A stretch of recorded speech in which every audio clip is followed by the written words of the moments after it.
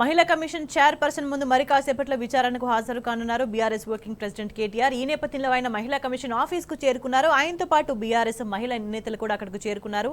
అక్కడ నిరసన తెలుపుతున్న సందర్భంలో ఒక్కసారిగా మహిళా కాంగ్రెస్ నేతలు అంతా కూడా దూసుకు రావడంతో అక్కడ ఉద్రిక్త వాతావరణం నెలకొంది. ఇంకా ఉద్రిక్త పరిస్థితి కొనసాగుతోంది. అక్కడ నుంచి మరింత సమాచారాన్ని మా ప్రతినిధి లివిల్ అందిస్తారు. లివిల్, ఏంటి అక్కడ సిచ్యువేషన్?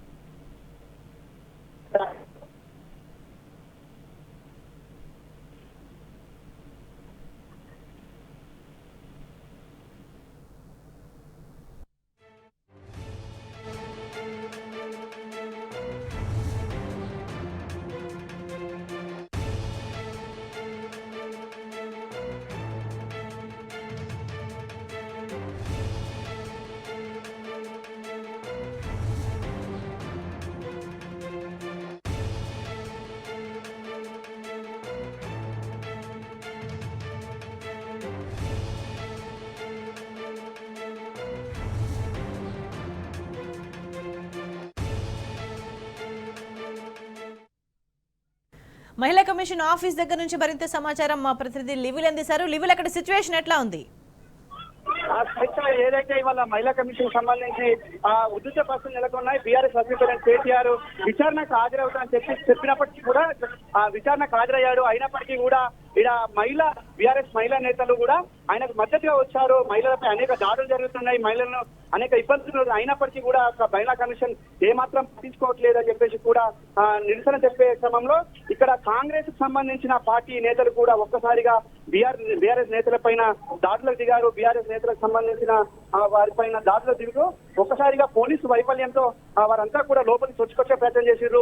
బీఆర్ఎస్ మహిళా నేతలు శాంతియుతంగా నిరసన తెలిపారు. బీఆర్ఎస్ నేతలు శాంతియుతంగా నిరసన తెలుపుతున్న క్రమంలో కావాలని కాంగ్రెస్ పార్టీకి సంబంధించిన మహిళా నేతలంతా కూడా ఒకసారి సుచ్చుకొచ్చి బీఆర్ఎస్ మహిళా నేతలపైన దాడికి దిగారు. కావాలని పోలీసులు కూడా పట్టించుకున్న పాపడ పోలేదని చెప్పేసి కూడా బీఆర్ఎస్ నేతలంతా కూడా ఆవేదన వ్యక్తం చేస్తున్నారు. బీఆర్ఎస్ నేతలకు పలువురు మహిళా నేతలకు దెబ్బలు తగిన పరిస్థితి కూడా ఇక్కడ కనిపిస్తుంది. ఇలా ముందస్తు సమాచారం ఉన్నప్పటికీ కూడా కనీసం పోలీసులు ఎలాంటి చర్యలు చేపట్టలేదు, ఇక్కడ మహిళా పోలీసులను నియమించలేదని చెప్పేసి కూడా బీఆర్ఎస్ నేతలంతా మండిపడుతున్నారు. ఇప్పటికైనా ఈ బీఆర్ఎస్ మహిళా నేతలంతా కూడా శాంతియుతంగా నిరసన తెలిపితే వారికి అడ్డుకునే ప్రయత్నం చేశారు. కానీ ఇక్కడ కాంగ్రెస్ మహిళా నేతలను ఒక్కసారి చూసుకొచ్చినా వారిని కనీసం అడ్డుకోకపోవడం దురదృష్టకరం అని చెప్పేసి కూడా వాళ్ళ మహిళా కమిషన్ సంబంధించిన కమిషన్ కొద్దిసేపటికి ముంచినట్టు తెలుస్తుంది. కేటీఆర్ కూడా బయటకు వస్తున్నాడు. కాంగ్రెస్ నేతలు కావాలని అలజడి సృష్టిస్తున్నారు, కావాలని ల్యాండ్ ఆర్డర్ దెబ్బతీసే విధంగా ఉన్నారని చెప్పేసి ఇప్పుడు వాళ్ళ బీఆర్ఎస్ నేతలంతా కూడా మండిపడుతున్నారు. మహిళా నేతలు కనీసం కాంగ్రెస్ మహిళా నేతలను నిర్వహించలేకపోతున్నారు పోలీసులు అని చెప్పేసి కూడా ఇక స్పష్టంగా అర్థమవుతుంది. బీఆర్ఎస్ నేతలు పైన దాడులు చేసినా కనీసం పట్టించుకున్న పాపన వాళ్ళ పోలీసులు పోలేదనేది ఇక్కడ ప్రధానంగా అర్థమవుతుంది. ఏదైతే పోలీసులు కావాలనే ఈ చర్యలకు పాల్పడే విధంగా కూడా చేశారా అనేది కూడా ఇప్పుడు మనకు ప్రధానంగా అర్థమవుతుంది.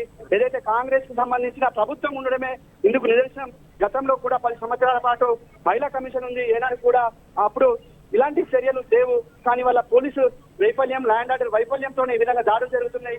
కాంగ్రెస్ పార్టీకి సంబంధించిన వారంతా కూడా ఒక్కసారిగా చొచ్చుకొచ్చినా కనీసం నియంత్రించలేకపోయారని చెప్పేసి ప్రధానంగా అర్థమవుతుంది. శ్రేజ, రైట్ లివిల్.